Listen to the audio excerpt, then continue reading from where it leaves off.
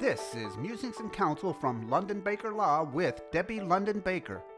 Let's talk about what some of those documents are that a typical person, let's say a 40-year-old male or female, married, kids, what kinds of paperwork, what kinds of documents need to be in their estate plan? Okay. Well, they need wills because, again, that's to capture what they want at the end of their life.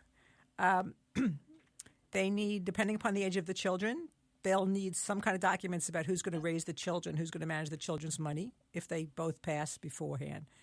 They need powers of attorney, which is allowing somebody to make financial decisions in the event that they're not able to. And it's got to be somebody they trust because as soon as you sign one in Florida, it goes into effect. But it could be when you're traveling or something. It doesn't have to be in capacity. It just needs to have it. They need healthcare surrogates. They need somebody to make a healthcare decision for them if they're not able.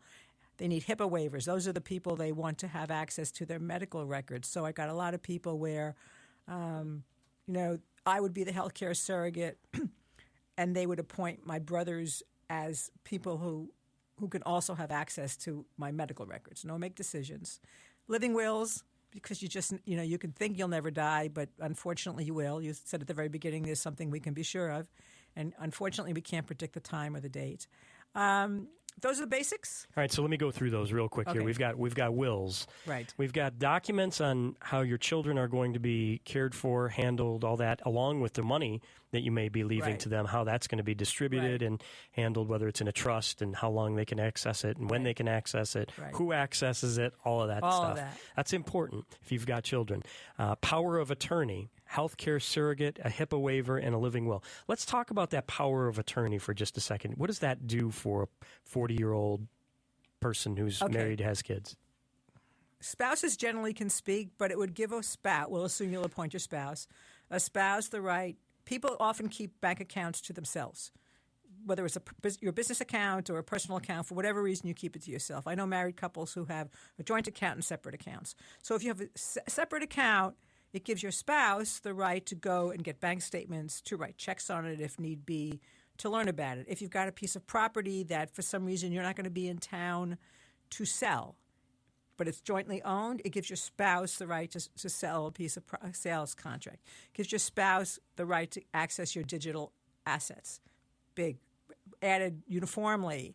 And that's what you're describing, by the way. 50% of America is divorced, right? Has been divorced. Yes. So maybe that number's larger today. I don't know, but of that means a lot of those folks get remarried. Yes. They may have assets in their own name.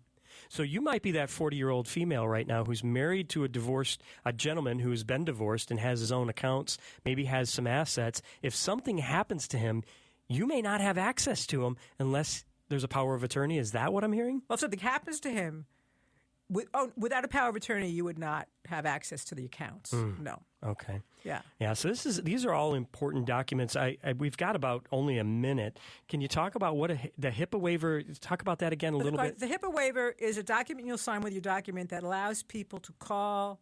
You've authorized people to call and get your medical history.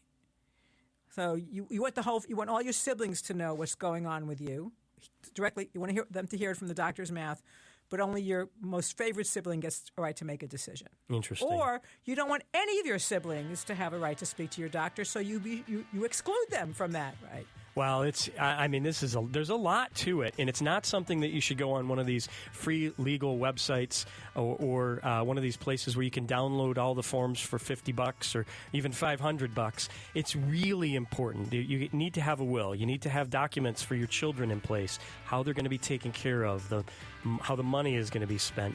Power of attorney, we talked about that. Healthcare surrogates, HIPAA waivers, living wills. There's a lot to this, Debbie. This has been Musings and Counsel from London Baker Law. Learn more at londonbakerlaw.com. Thanks for listening.